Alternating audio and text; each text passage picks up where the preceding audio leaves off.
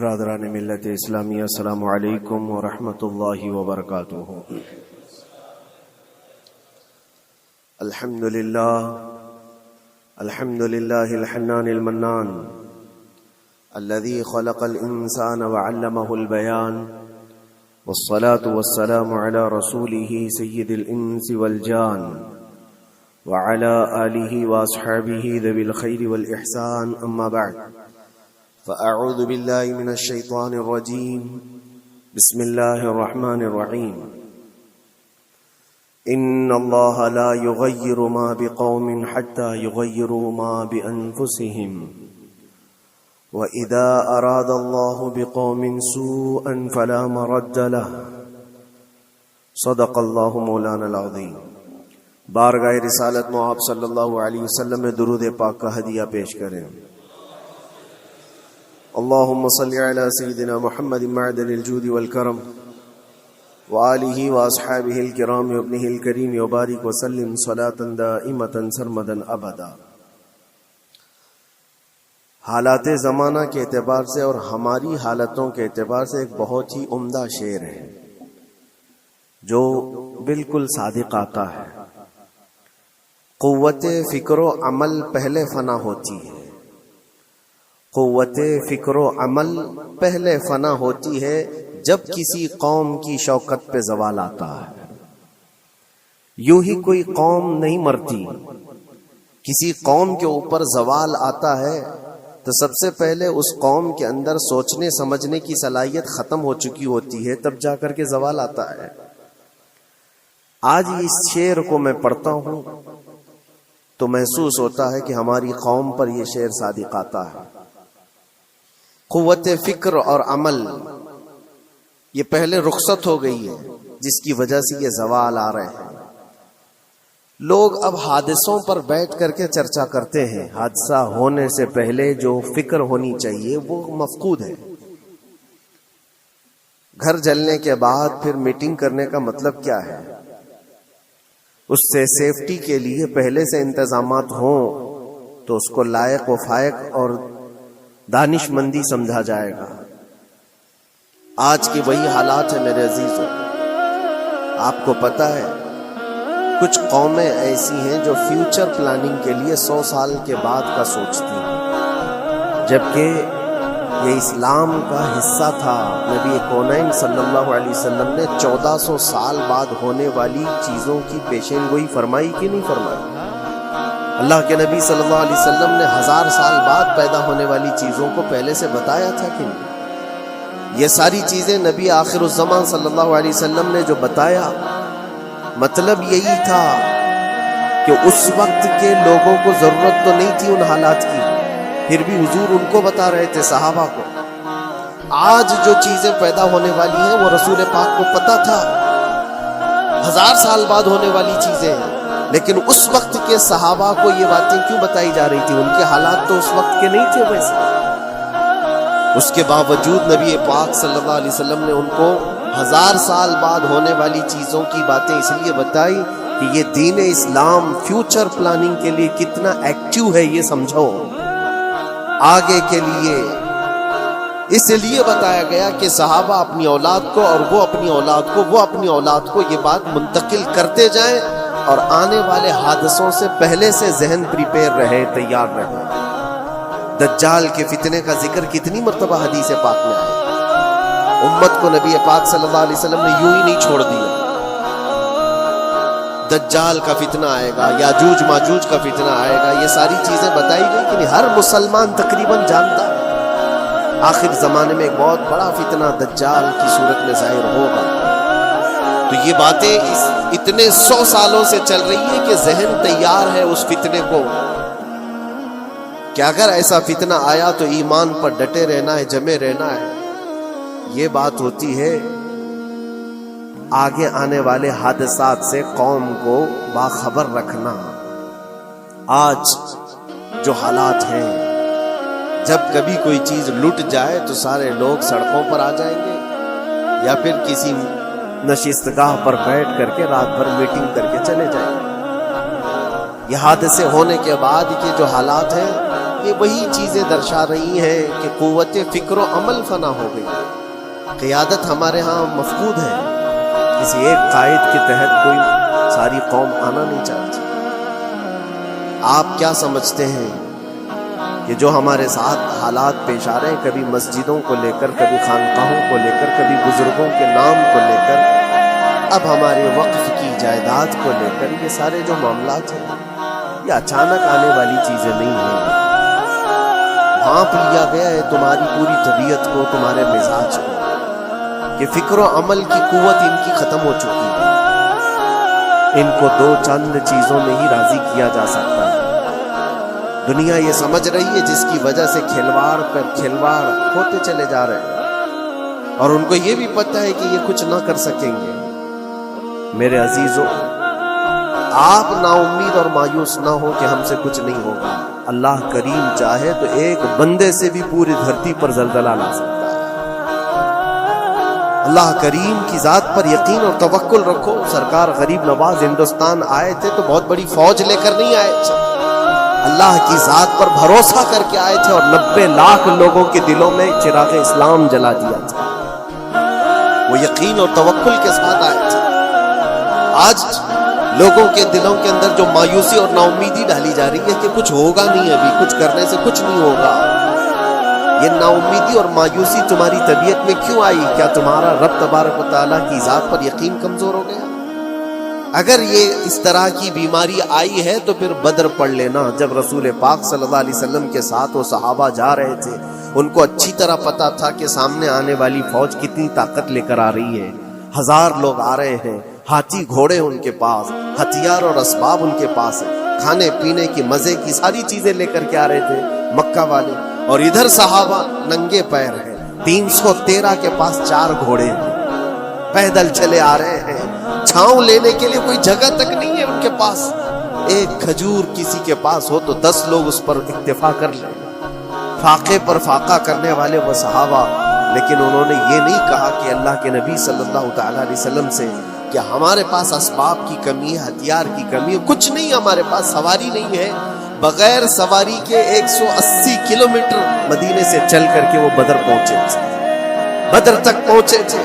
اور اس وقت اپنی ساری محنتیں، اپنی ساری قوتیں انہوں نے زمین پر لا کر رکھ دی. پھر بدر کے میدان میں جب پہنچے تب اللہ کریم کی بارگاہ میں دعا کیا تھا میرے مصطفیٰ نے، اے اللہ، اگر اس نہتی قوم کو تو نے فتح نہیں دی تو پھر قیامت تک اس روئے زمین پر سجدہ کرنے والا کوئی نہیں ہوگا. یہ محبوبانہ انداز تھا میرے مصطفیٰ کا. وہ دعا مدینے میں بیٹھ کر کے بھی تو کر سکتے تھے. 180 کلومیٹر دور اتنی مصیبت میں دھوپ میں چل کر کے جانے کی کیا بات تھی؟ ننگے پیر صحابہ گئے ہیں، فاقے پر فاقہ کیے ہوئے. وہ مدینے میں بیٹھ کر دعا کرتے تو کیا رحمت للعالمین کی دعا قبول نہیں ہوتی؟ لیکن مصطفیٰ کریم صلی اللہ علیہ وسلم نے یہ مزاج دیا ہے، پہلے فکر و عمل میدان میں لاؤ، پھر دعا کرو، اللہ کی مدد آتی ہے. یہاں ہم بیٹھ کر کے یہیں سے دعا کرتے ہیں، کچھ کرنا نہیں ہے، بدلنا نہیں ہے، اور فکر و عمل کو لانا نہیں ہے، تو پھر صرف یہاں بیٹھ کر کے دعا کرنا، یہ تو میرے عزیزوں عورتوں کو اس سے ذمہ داری دی گئی ہے. تم میدان عمل میں آ نہیں سکتی، تم اپنے گھروں سے دعا کرو اپنے بھائیوں کے لیے. لیکن یہ کام تو اب سارے مردوں نے بھی لے لیا ہے. بہرحال قوت فکر و عمل پہلے فنا ہو جاتی ہے جب کسی قوم کی شوکت پہ زوال آتا ہے. آج یہ جو سارے معاملات ہم دیکھ رہے ہیں، اس کی ایک خاص وجہ میں آپ کو بتانا چاہتا ہوں. آج سے تقریباً 8-9 سال پہلے میرا ایک بیان بھی ریکارڈ موجود ہے، کافی دنوں تک وہ چلتا رہا. میری اپنی بات نہیں تھی، سراج الامہ امام غزالی رحمۃ اللہ تعالیٰ نے انہوں نے لکھا تھا کہ امت پر اگر ایک ایسا وقت آ جائے جب ان کے سامنے ان کے نبی کو گالیاں دی جائیں اور امت کچھ نہ کرے، تو پھر وہ انتظار کرے کہ عنقریب وہ وقت بھی ان کے اوپر آنے والا ہے جب ان کی ماؤں، بیٹیوں اور سب عزتوں کو بازار میں نیلام کیا جائے گا اور یہ کچھ نہیں کر سکے. وہ دن آ جائیں گے. بیسک وجہ وہاں سے شروع ہوئی کہ لوگ اپنے عیش و عشرت میں کچھ کمی نہ کر سکے، بارگاہ مصطفیٰ صلی اللہ علیہ وسلم کی گستاخیاں کھلے عام ہوتی رہی، اور اس پر ہم لوگ جس طرح کے حالات دیکھتے رہے۔ بہت سارے لوگ تو مجھ کو یہ کہتے تھے، مجھ سے یہ کہتے تھے، کیا ضرورت ہے آپ کو بولنے کی، حالات دیکھ نہیں رہا؟ ظالموں، تم کو اگر کوئی چھوٹی سی ماں کی گالی دے دے تو تم بپھر جاتے ہو اور اس کے اوپر آسمان توڑنے کی بات کرتے ہو، اور ہم اپنے نبی پاک صلی اللہ علیہ وسلم سے کروڑوں ماؤں سے زیادہ محبت کرتے ہیں۔ اس رسول پاک صلی اللہ تعالی علیہ وسلم پر کوئی بھونکتا رہے اور اس کا جواب نہ دو، تم یہ کہتے ہو مصلحت ہے، حالات ایسے ہیں، تو پھر اپنا یہ لباس بدل لینا چاہیے، اپنا نام بدل لینا چاہیے۔ پھر اس دائرہ اسلام میں رہ کر کے مطلب کیا ہے؟ اسی لیے اقبال نے 100 سال پہلے ایک مزاج دیا تھا، ایمان ہے کیا چیز، اسلام ہے کیا چیز؟ تم کیا سمجھتے ہو داڑھی ٹوپی اور جبے کبے کا نام اسلام ہے؟ اسلام کیا ہے؟ اقبال نے کہا تھا کہ بارگاہ مصطفیٰ صلی اللہ تعالی علیہ وسلم کے قدموں تک اپنے آپ کو پہنچا دو، یہی دین ہے، یہی دین ہے۔ گر بہو نہ رسیدی تمام ابو لہبیز، اور اگر تم وہاں تک نہیں پہنچ سکے تو زندگی ابو لہب کی طرح۔ دین یہ ہے، آبرو ماں زنام مصطفیٰ است، ہم سب کی عزت و آبرو حضور کے نام سے جڑی ہوئی، ان کے نام سے جڑی ہوئی ہے ہماری عزت و آبرو، اور تم اس نام کی حفاظت نہیں کر سکو گے تو آگے یہ سب چیزیں آنے والی ہیں جو آ رہی ہیں۔ آج لوگ آج واویلا مچا رہے ہیں، یہ بات یاد رکھنا، شیطان کبھی فجر کی نماز کے لیے اٹھا نہیں سکتا، اور اگر اٹھا رہا ہے تو پھر اس کا کوئی مقصد ہے، شیطان اور نماز۔ آج سکتہ ان کے پاس ہے، طاقت ان کے پاس ہے، حکومت ان کے پاس ہے، ڈپارٹمنٹ ان کے پاس ہے، سب کچھ، جوڈیشری، ہر چیز ان کے پاس ہو، وہ کیا کر رہے ہیں اس سے مجھے مطلب نہیں۔ میں آپ سے یہ پوچھنا چاہتا ہوں، مجھے رہزنوں سے غرض نہیں، تیری رہبری کا سوال ہے۔ تم خیر امت ہو، رسول پاک کی امت ہو، تمہاری بھومکا جس کو کہا جاتا ہے، تمہاری یہاں پر زندگی کے معاملات یہ بہت زیادہ اہمیت کے حامل ہیں۔ تم کیسے بن سکتے ہو آج؟ اسی لیے قرآن پاک کی آیت میں نے شروع میں تلاوت کی۔ رب ذوالجلال فرماتا ہے، ان اللہ لا یغیر ما بقوم حتی یغیروا ما بانفسہم، بے شک اللہ تعالیٰ اس وقت تک کسی قوم کی حالت نہیں بدلتا جب تک وہ قوم خود اپنی حالت بدلنے کی کوشش نہیں کرتی۔ جب تک اپنی حالت بدلنا نہیں چاہتے اس وقت تک اللہ تبارک و تعالیٰ نہیں بدلے گا۔ وَإِذَا أَرَادَ اللَّهُ بِقَوْمٍ سُوءًا فَلَا مَرَدَّ لَهُ، اور اللہ تعالیٰ کا یہ جلال بھرا ارشاد تو سنو، یہ 13ویں پارے کی سورہ رعد کی آیت ہے۔ اللہ کریم فرماتا ہے، اور جب اللہ کسی قوم کے ساتھ سختی کا معاملہ کرنا چاہے، پکڑ کرنا چاہے، تو پھر کوئی طاقت اس کو ٹال نہیں سکے گی۔ رب تبارک و تعالیٰ جب کسی قوم پر عذاب لانا چاہے تو کوئی اس کو ٹال نہیں سکے، تو بدلو۔ اسی لیے اکثر یہ کہا جاتا، میں تو اپنی تقریروں میں جو چند مجھے چیزیں یاد رہتی ہیں وہ عرض کیے دیتا ہوں، باقی مجھے شعر و شاعری زیادہ یاد نہیں رہتی، لیکن جو دل پہ لگتی ہے باتیں وہ ذہن میں محفوظ ہو جاتی ہیں۔ کسی شاعر نے کہا تھا، جگہ جگہ کے تھک چکے ہیں تمہیں یہ ہنگامے، نشاتے لذت خواب گراں بدل ڈالا۔ کیا مطلب؟ روز ایک ایک ہنگامہ ہوتا ہے، تم کو جگا رہا ہے، اٹھ جا اے مسلمان، اٹھ جا۔ نشاتے لذت خواب گراں بدل ڈالو، لمبی نیند سونے کی جو عادت پڑی ہوئی ہے اس مزے کو بدل ڈالو۔ غلط روی سے منازل کا بعد بڑھتا ہے، مسافروں رویش کارواں بدل ڈالو۔ شاعر نے کہا ہے، ادھر ادھر کی لے میں چلتے رہو گے تو منزل لمبی ہو جائے گی۔ جس راستے پر تمہیں چلنا ہے، اگر بار بار ادھر ادھر مڑتے رہو گے، غلط روی اس کو کہتے ہیں، غلط چلنے سے منازل کا بعد بڑھتا ہے، منزل لمبی ہو جاتی ہے، جہاں پہنچنا تھا وہ پہنچ ہی نہیں پاؤ گے۔ اسی لیے شاعر کہتا ہے، مسافروں رویش کارواں بدل دو، قافلے کے چلنے کا جو طریقہ ہے اس کو بدل لو تم۔ یہ پوری کی پوری بات ہم پر فٹ ہوتی ہے. چلنے کا انداز بدل ڈالو اے نوجوان. جہاں کسی کے گھر میں آگ لگی وہ دھواں اٹھ رہا، اور اگر کوئی نوجوان اندر بیٹھ کر کے یہ کہتا ہو کہ یہ ساون کا موسم ہے یا پھر یہ ابر رحمت ہے، تو اس کی سوچ پر ہم کیا کہیں؟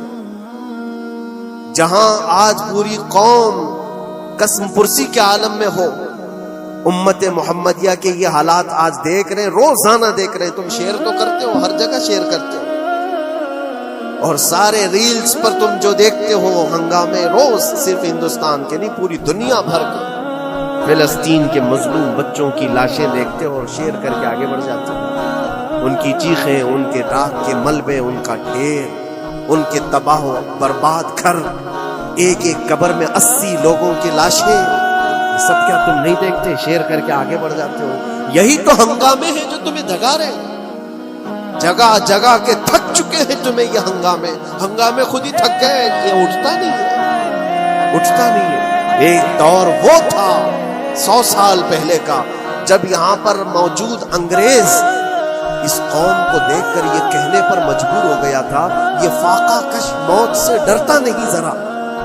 بھوکیوں پر بھوکا رہتا ہے لیکن موت سے ڈرتا نہیں. روح محمدی اس کے بدن سے نکالتا، اور روح محمدی ان کے بدن میں تھی. انگریز تھر تھراتے تھے. اس قوم کا کوئی جواب ہی نہیں ہے. سب سے زیادہ اگر کسی چیز سے ڈرایا جا سکتا ہے تو موت سے، اور یہ قوم ایسی ہے کفن تو اپنے کندھے پر لے کر گھومتی ہے، جہاں موت آ جائے سو جائے. یہ فاقہ کش موت سے ڈرتا نہیں ذرا. روح محمدی اس کے بدن سے نکال دو. یہ کس کی بات تھی؟ یہ انگریزوں کی بات تھی.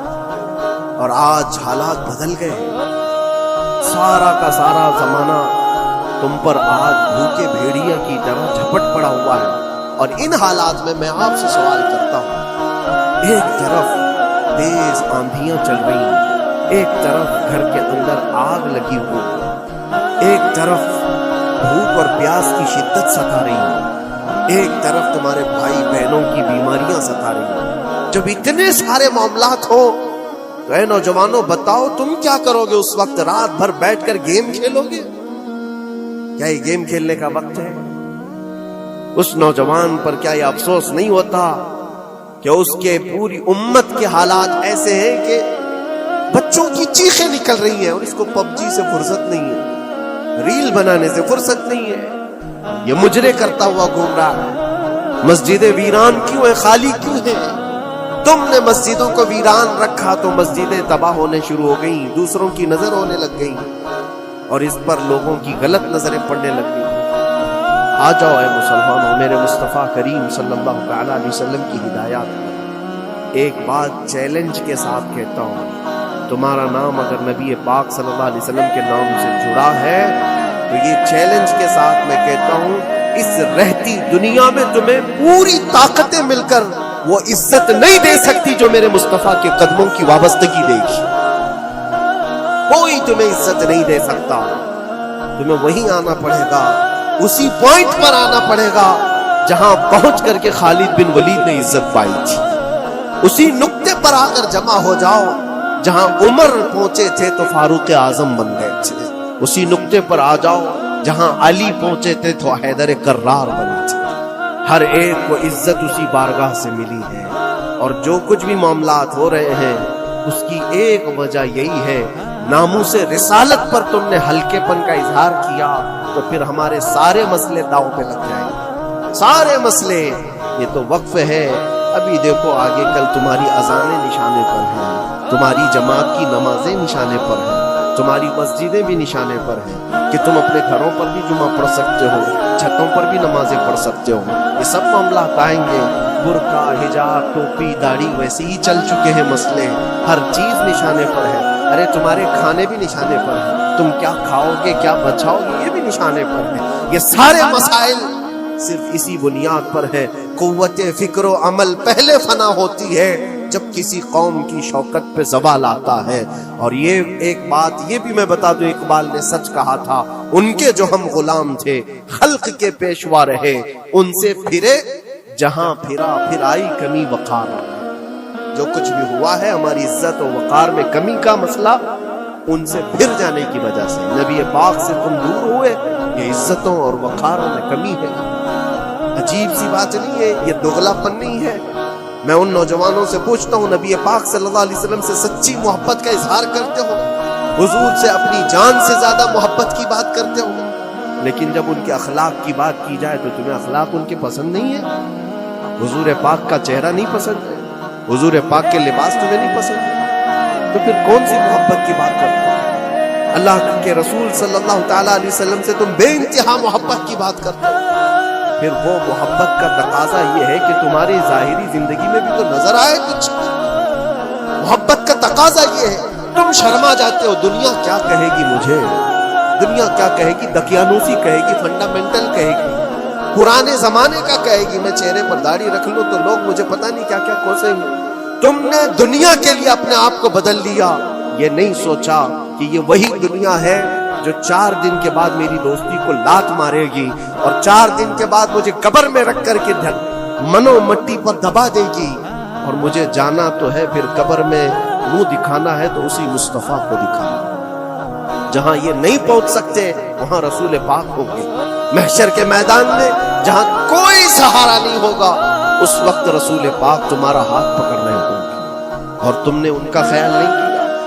آ جاؤ اسی نقطے پر، اسی پوائنٹ پر جہاں ہماری کامیابی مضمر ہے۔ میں صرف اور صرف اپنے بیانوں میں یہی چیز عرض کرنا چاہتا ہوں، اتنا چاہتا ہوں اے نوجوانوں، جس کے نام سے تم آباد ہو اس نام کے ساتھ صحیح معنوں میں جڑ جاؤ، کیونکہ قرآن کا وعدہ ہے وَلَا تَهِنُوا وَلَا تَحْزَنُوا وَأَنْتُمُ الْأَعْلَوْنَ إِن كُنتُم مُؤْمِنِينَ۔ گھبراؤ مت، پریشان مت ہو، تم سب سے زیادہ بلند رہو گے۔ اگر اللہ نے فرمایا ہے تو یہ 100% حق ہے۔ اللہ نے فرمایا ہے تم سب سے زیادہ بلند رہو گے، لیکن آگے رب فرماتا ہے ان کنتم مؤمنین، اگر تم سچے ایمان والے ہو جاؤ۔ اور ایمان کس کو کہتے ہیں؟ لا یؤمن احدکم حتی اکون احب الیہ من والدہ وولدہ والناس اجمعین۔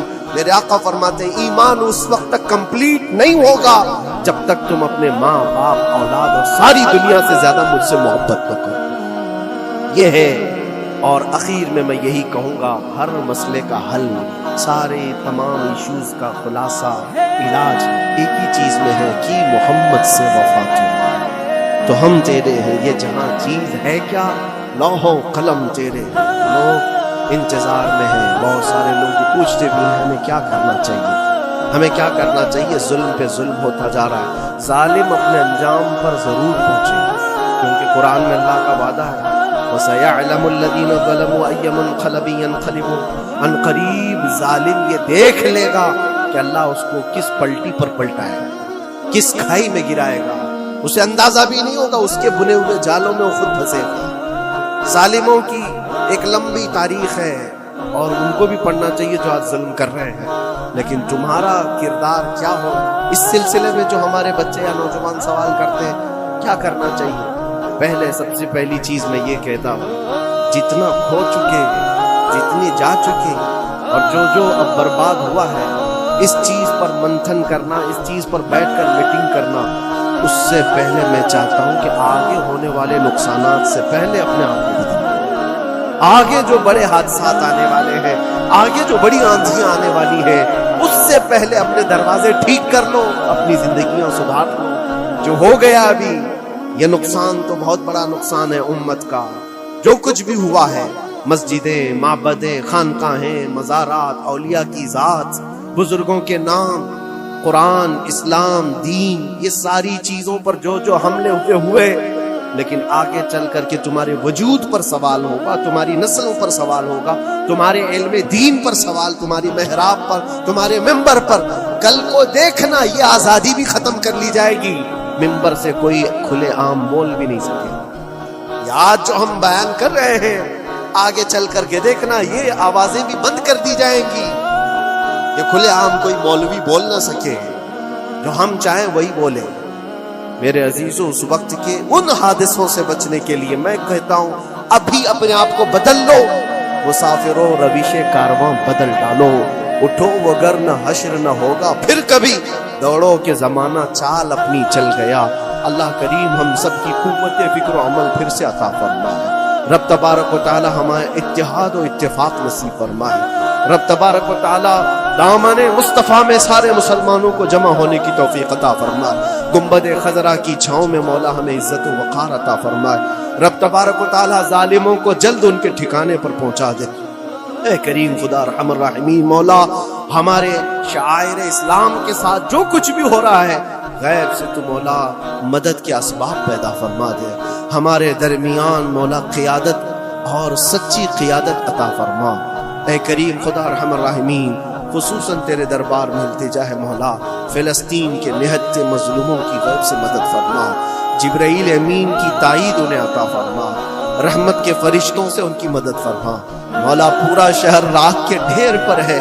اے کریم خدا خوشیاں دیکھے انہیں زمانہ بیت گیا مولا ان کے گھروں میں خوشیاں عطا فرما.